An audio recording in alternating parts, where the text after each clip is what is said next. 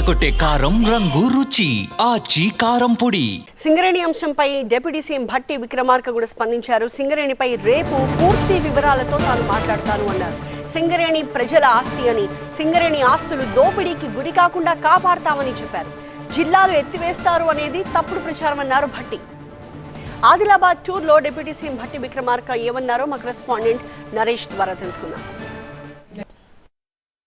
ఉప ముఖ్యమంత్రి భట్టి విక్రమార్క ఉమ్మడి ఆదిలాబాద్ జిల్లాలో పర్యటిస్తున్నారు. మనతో పాటుగా భట్టి విక్రమార్క గారు ఉన్నారు. సింగరేణి ప్రాంతంలో కూడా పర్యటించారు. సింగరేణి సమస్యలను కూడా మీ దృష్టికి తీసుకొచ్చారు. ఇప్పుడేమో సింగరేణి బంగారు బాతులా మారిందంటూ ప్రతిపక్షాలు ఆరోపిస్తున్నాయి. ఎట్లా వాటికి ఏం సమాధానం చెప్తారు? సింగరేణికి సంబంధించి నేను నిర్దిష్టంగా రేపొద్దున మాట్లాడతాను. సింగరేణి ప్రజల ఆస్తి, అది ప్రజలకే ఉంచుతాను. ఎందుకంటే ఆ సింగరేణి బొగ్గుబాయిల్లో నడుచుకుంటూ వెళ్ళారు. వాళ్ళ ఆస్తిని వేసవెత్తు కూడా బయటికి పోనీ, ఎవరైనా గద్దల్లా వాళ్తుంటే కూడా వాళ్ళని గనుల అక్రమాలు కూడా కొనసాగుతున్నాయని చెప్తున్నారు. నేను వాళ్ళని చెప్తా ఉన్నాను.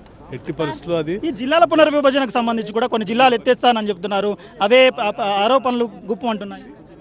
అసలు ఆ సమస్య లేదు, దాని మీద చర్చ లేదు. చర్చ లేని అంశాన్ని ముందు తీసుకొని వచ్చి గందరగోళం సృష్టించడం కోసం ప్రయత్నం చేస్తున్నారు. అటువంటి చర్చ లేదు, ఆలోచన కూడా లేదు. అల్టిమేట్గా ఉమ్మడి ఆదిలాబాద్ జిల్లా ప్రజలకేం చెప్తారు? ఉమ్మడి ఆదిలాబాద్ జిల్లా ఇది వడివడిగా అభివృద్ధి చెందుతున్నటువంటి జిల్లా. ఈ జిల్లాలో ఉన్నటువంటి అన్ని సమస్యలకి ఈ ప్రజాప్రభుత్వం సాధ్యమైనంత వరకు పరిష్కారాలు చూపిస్తూ వాళ్ళ అభివృద్ధి కోసం నిరంతరం పనిచేస్తూనే ఉంటుంది. ఈ మధ్యనే బాసర నుంచి భద్రాచలం వరకు ఎకో టూరిజం కూడా అభివృద్ధి చేయాలని ప్లాన్ చేస్తున్నాం. అందులో భారీ ప్రాజెక్టులు కూడా వస్తాయి.